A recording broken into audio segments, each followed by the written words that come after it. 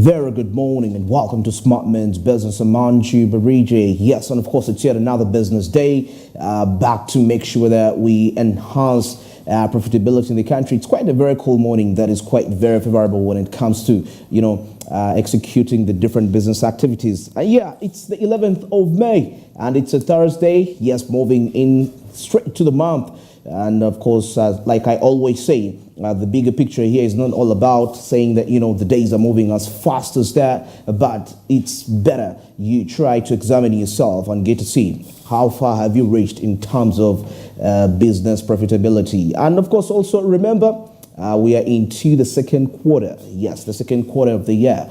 It's also very important to understand. And when May is done and we get to June, well, it will be the second quarter, definitely winding up the second quarter of the year. And, it's very important to evaluate the performance of your enterprise during that time. Well, quite lots of conversations coming up on the show this morning. And of course, before we get into any other related discussions, don't forget to buy government bonds and securities with Zabu, a platform from Alltex, which just make your trading experience much more easy and friendly. Now, what do you need to do to be a part of this? *292# is the USSD code, definitely, which will enable you to buy government bonds and securities for just as product you would like to buy. For example, just to invest more than that, away from that, but still. Well, Zabu just say you start with 15,000 to make life much more easy and friendly. Now, the market's open at 8:15, closing at 3:15 p.m.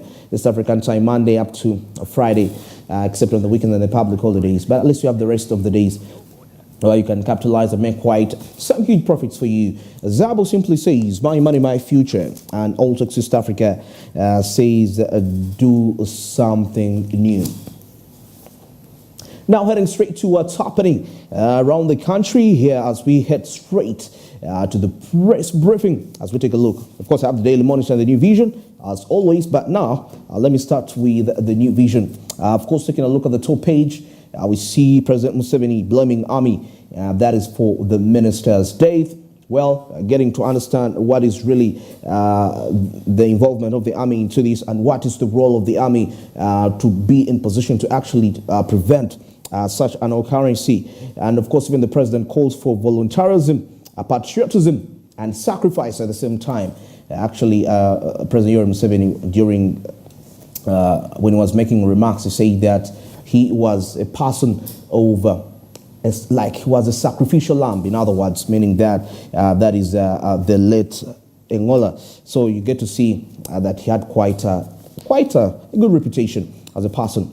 Well, now getting back here, still on the top page, looking at the budget 2023-2024, budget increased by 1 trillion shillings. Now here, government has tabled new figures, that is in Parliament, revising the already tabled budget estimates. That is for the next financial year. But of course, we shall be taking a look at what does that really entail further.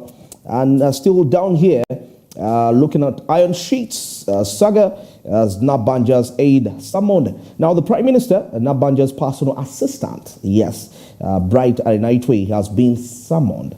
That is to account for iron sheets. Of course, we've seen quite a few culprits that have been taken as real victims into this very matter. That's inclusive of ministers and and quite more are still being tried out as more investigations still dig out. Well, now still here on the series, we take a look at the retired teacher narrating politics fraud in schools. Politics fraud in schools. Our life is all about politics. Actually, you cannot do away with politics. Every aspect of our lives is surrounding politics. So this could be something very important for you to check out and get to understand. All right, now getting into here deeper, we see that food demand increases as oil development, of course, intensifies. Of course, as the oil and gas activities intensify, Ugandans have been, of course, tipped regarding the increasing demand for agricultural produce.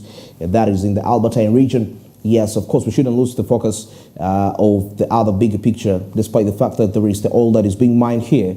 We also need to put into the consideration of the agricultural potential that is of the Albertine region, something which should be taken into consideration even during the mining activities taking place around that area. So food demand increases as oil development, of course, intensifies around the Albertine region. You'll be checking out more details of that when you get yourself a copy. That is of the new vision. Now, government revises budget. That is to 51.9 trillion. Of course, as compared to the recent budget framework paper, the Parliament it had approved 50 trillion, and now increased by 51.9. So that's an increment of about 1 trillion Ugandan shillings on the budget. Well, now the bigger picture is that where is that money going to come from? Well, you'll be checking out more of those details from the copy of the new vision here. Okay, now still further as we take a look at what is happening, and of course we are back to the striking medics as government commits to further negotiations. Of course, majority were arrested. That is in the previous weeks, if you remember, most especially those students at the Makerere University, the internees and all medical practitioners expressing their frustrations, actually saying that they just don't want allowances, but they want to be given actual salaries. But well, government now seems to be getting to understand and sitting down on the table to try to negotiate with them a deal to see how this can really move about. Now, Tourism Ministry hands over Kasubi Tom's guard house. Yes, this is something very interesting. Of course, the government has handed over a guard house known as the Buja Bukula at Kasubi Tom's at the Baganda Kingdom. Well, we shall be getting to see what is really transpiring out there. This is quite a very potential tourism attraction site, a culture site actually, that is in the central region, and well, generating quite some huge revenues. Now it has been handed over, that is to the guard house, that's the Kasubi Tom's. Of course, shall be giving you the updates regarding that. Now, the European Union commits 3 trillion shillings for development, and that is towards Uganda. Actually, recently, the European Union ambassador to Uganda say that despite the differences that we have as both countries, nations in the European region, and the country Uganda, and all, of course, basing it on other priorities. For example, the anti-gay bill, they say they all still cooperate with Uganda, and now this is one of the fruits of such discussions. Of course, as we see, Jan Sadek said about 60% of Uganda's coffee goes to Europe. So quite very interesting trade ties between Uganda and Europe there. Well, 19 minutes past 7. Now let's get real quick as we take a look at the Daily Monitor. But anyway, before we get into there, let's take a look at what's happening. That is in the traffic. That's the Fairway traffic lights junction. The route we are looking at right there is the John Babiha Avenue, of course, connecting all the way from the areas of, if you're coming in from Kamocha, Kanjacha Street side, yeah, it really links in very well, and you're coming to town. According to the look of things today, well, it's not really heavily congested, actually. Yeah, the different routes around town. I think, according to my observations, Wednesdays, Thursdays, and Fridays, well, seem to be quite have a fair traffic flow in the morning as compared to Monday and Tuesday, when it's really a little bit tight.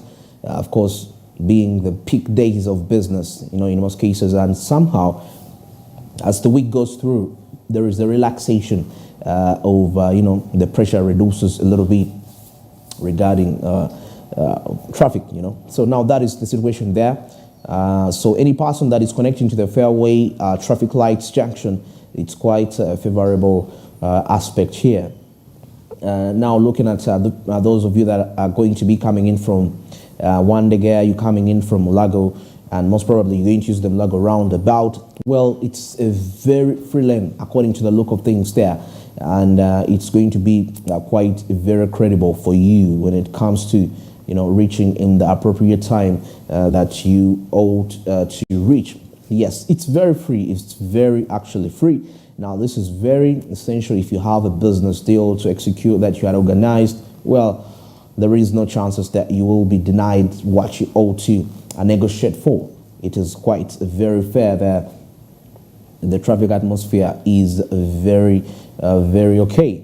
And given the advantage that this lane, it's really, you don't find any potholes here, and that makes it quite very smooth. And the movement is very incredible. Yes, now, of course, taking a look at people that are coming in from Kampala, probably coming in from Chibuli, areas like Bugolobi, and connecting to the Yusuf Rule route, all the way from that, passing by the Garden City, coming to the Gulf Coast, and also, heading towards areas like Wandagam, Lago. It's quite a free lane for you, and you'll be able to execute the business as you ought to execute. Quite a number of borders around here, and quite many kinds of vehicles, public, private vehicles, taxis, and all that, all in favor, making sure that they can actually reach the required destinations in the time they ought to reach there. So that is what we are observing this morning. Of course, now as we take a look at the Seziwa route connecting towards Nakasero, that is always a free lane, and definitely we know that that's quite a corporate area. Yes, with quite many corporations having their head offices and that around those areas, and that explains why there is not really like as much congestion as compared to areas which are both workplaces and also residential areas. So two different kinds of people normally go there. Those that are going to, that have their homes there, accompanied with those that are going to execute business or any work-related activity. So that explains how free it is. Now back to the John Babiha route. Yeah, of course, you may look at the vehicles being held there for like 3 to 5 minutes, but there is not really a thick lane down there connecting this side as compared to other areas and and other days, most especially Monday and Tuesday when it's quite very, very thick. But now all areas and all angles seem to be favorable for any business person, most especially if you're coming, probably you're coming in from Wandagya and you're heading towards Chibuli. You're coming in from, you want to connect from Nakasero and head towards Nakawa. You can connect in here. You go towards the Ginger Road traffic lights, and well, before you know it, you will be linking up straight. That is towards your destination that you ought to get there. Of course, taking a look at the traffic officer, probably they've held a border person here. That's according to the look of things. Maybe it could have been related to not following the traffic rules or not having the requirements for you to be on the road. Yes, either way of the two options. But of course, as a person there, you need to always watch out for that. Well, that is it for the traffic updates this morning. It's 25 minutes past 7. And now let's get into a short commercial break. And when we return, we shall be taking a look at what's happening around the East African community and also the international in terms of business. Good morning.